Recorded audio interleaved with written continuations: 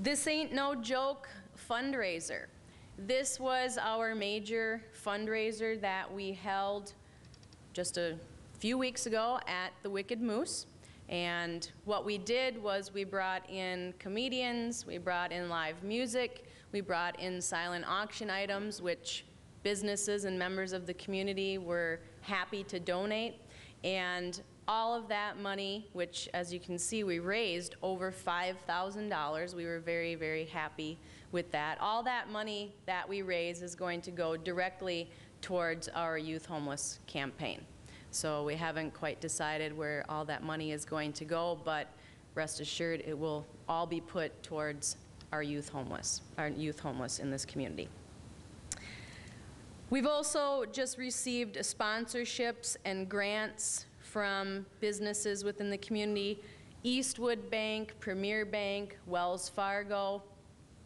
Trademark Furniture, as I said earlier, did supply furniture. Mayo Clinic gave us a grant. Midwest Dental helped sponsor us, as did State Farm Insurance. Steve Joswiak, did I pronounce that right?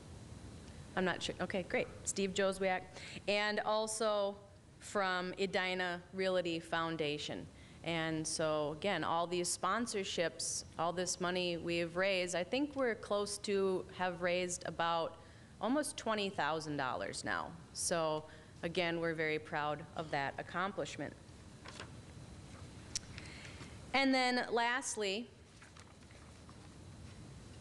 we have resurrected and will hopefully continue discussions about having transitional housing or a youth shelter in Rochester. So we are working with the Rochester Area Foundation as well as with the county to see if there are homes available, if they're in good condition, would they be suitable for transitional housing or a youth shelter. And so we're hoping after today, which one of the breakout sessions is on the shelter, that we might have a little bit more drive with that particular aspect of our project. And then lastly, after we had our first forum and made so many people in the community aware of the youth homeless issue, the Continuum of Care decided that they were going to help take this on. And so the Continuum of Care is a group of people from 20 different counties, and they are going to help us continue to promote and make sure that people are aware of the homeless problem in our community. And it wasn't, if it hadn't been for our first forum, that may not have happened. So this is one of the other reasons why we felt that our first forum was very successful in our project.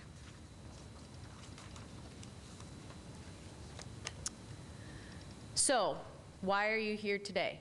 Well, you're here because you obviously have some passion or desire to be involved with the homeless youth issue that's in our community. And we have 3 breakout sessions that are going to be taking place today, one of which is to discuss the shelter, a second which is going to discuss transportation, and a third which is going to discuss collaborative resources.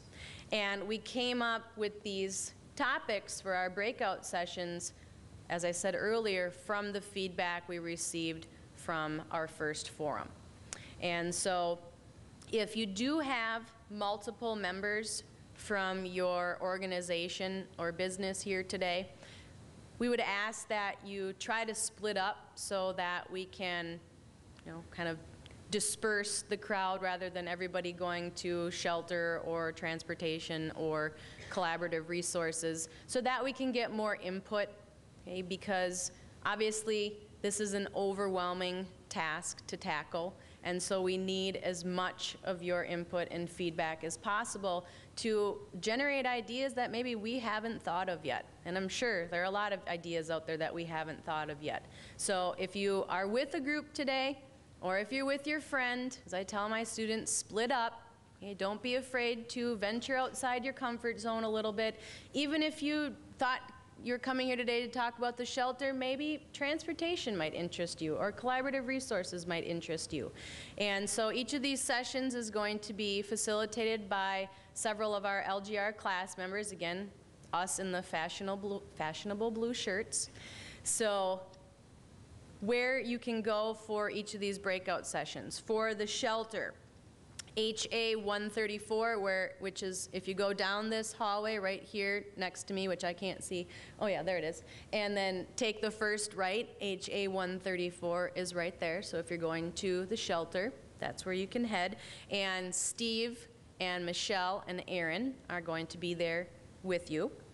For transportation and resource collaboration, if you head through the tiled area, the little cafeteria area, and head straight down that hallway, those two classrooms are there.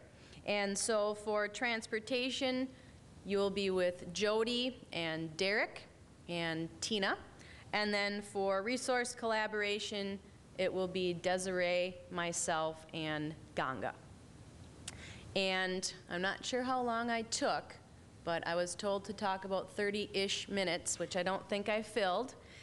But no matter when I say break, let's go, 1 hour from then, we're gonna meet back here, okay? Unless, of course, you're having such great discussion, we might give you a couple extra minutes.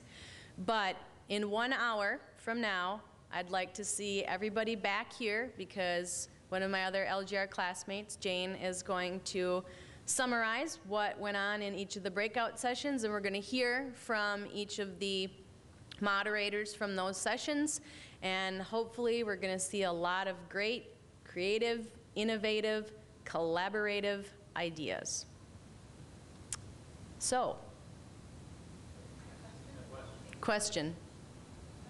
My question is, have we in the county yet defined what is a homeless youth? Yes, for our group, we have defined that, and we've actually asked the homeless youth to define that. It's basically someone who, at the end of the day, doesn't know where they are going, let's say after school, or that if when they leave in the morning, they have to take all their stuff and go with them because they may not be staying there that next night. So that's what we have defined as youth homeless. We being the group, but with information that we've received from county agencies, state agencies, and groups that are, organizations that are working with youth homelessness, yes.